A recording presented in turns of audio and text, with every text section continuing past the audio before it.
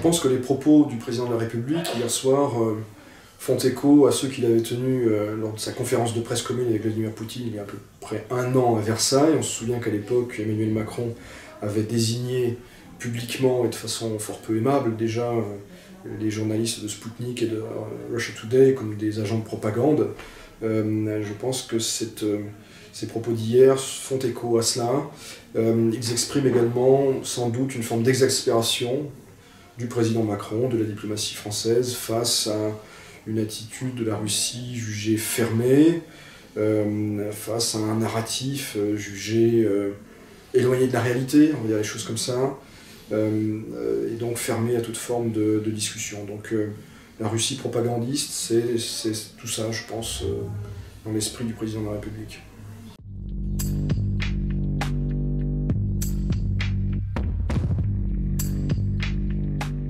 Il est clair que ces propos ne peuvent pas être reçus positivement.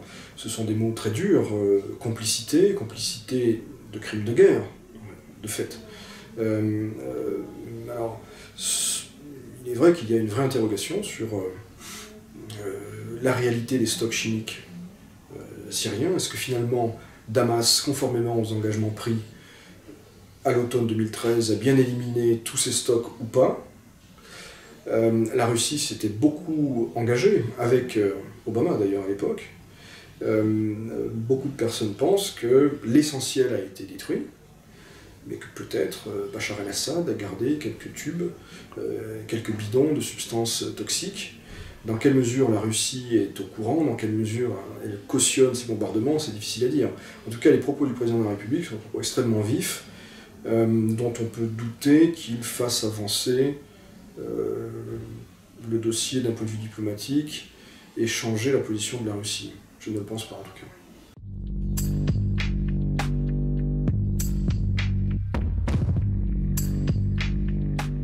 Je crois que c'est un abus de langage au départ, mais qui reflète finalement une vision du monde qui est très solidement ancrée dans l'esprit des dirigeants français, américains, britanniques et peut-être certains d'autres.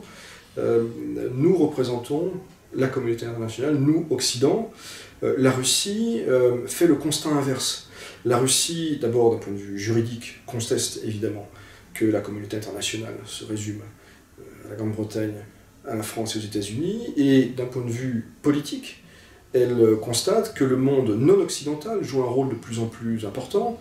La Chine, bien sûr, mais il y a également beaucoup d'autres pays qui émergent et qui souhaitent jouer un rôle sur la scène internationale. Et la politique étrangère de la Russie, singulièrement depuis 2014, depuis les frictions avec l'Occident liées à l'Ukraine et à la Syrie, mise sur ce monde hors Occident.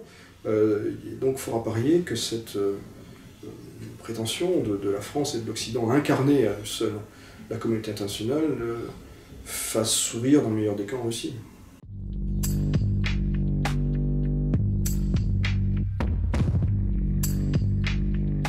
La Russie, dans son narratif des relations internationales depuis une vingtaine d'années, quand la Russie, par la voix de Vladimir Poutine particulièrement, et Vladimir Poutine l'a fait à de nombreuses reprises, explique pourquoi on en est là aujourd'hui, sur la scène internationale, dans les relations entre la Russie et l'Occident, il mentionne en particulier l'affaire du Kosovo, l'intervention anglo-américaine contre l'Irak en 2003, etc. etc. Et donc, il y a fort à parier que la dernière intervention en date s'ajoute dans cette liste de griefs que la Russie fera dorénavant aux Occidentaux.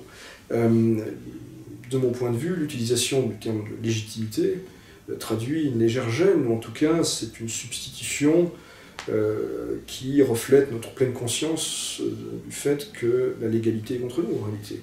Il y a deux cas de figure très clairs qui peuvent justifier le recours à l'usage de la force, c'est la légitime défense et un mandat de l'ONU.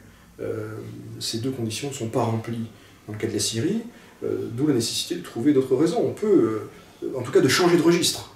Après, je conçois parfaitement qu'on puisse s'émouvoir, s'indigner d'attaques chimiques, si elles sont avérées. On peut considérer qu'il est de notre devoir de protéger. Encore une fois, nous changeons de registre. Nous sommes dans un registre hors ONU, hors droit international tel qu'il existe aujourd'hui, et au risque, encore une fois, de diviser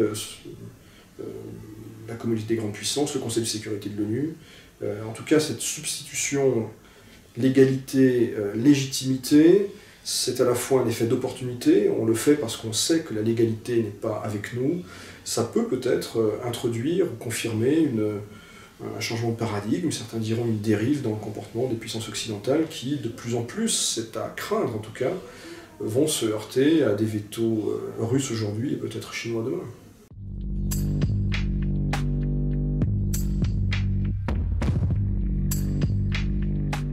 Oui, absolument. Je pense que et Vladimir Poutine et Emmanuel Macron souhaitent se rencontrer à Saint-Pétersbourg en marge du Forum économique. C'est une invitation qui a été lancée à l'occasion de la visite de Vladimir Poutine à Versailles.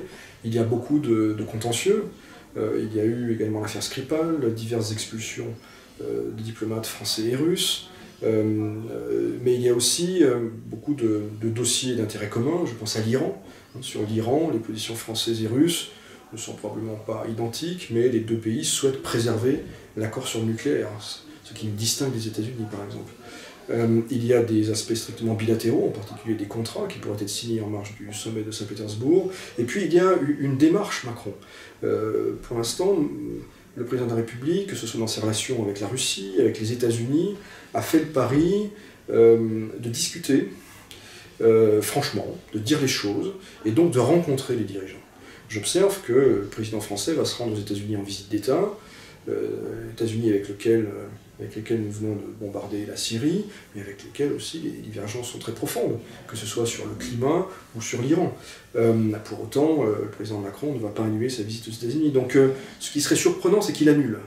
Ce qu'il annule parce que cela, d'abord, ne serait pas conforme à sa démarche, qui est de dire les choses et de rencontrer les dirigeants, y compris ceux avec lesquels on est en désaccord.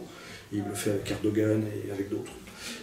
Et par ailleurs, cela réduirait à néant le processus de Trianon, c'est-à-dire cette volonté de relancer un dialogue difficile, exigeant avec la Russie, mais qui a toute son importance du point de vue de la France.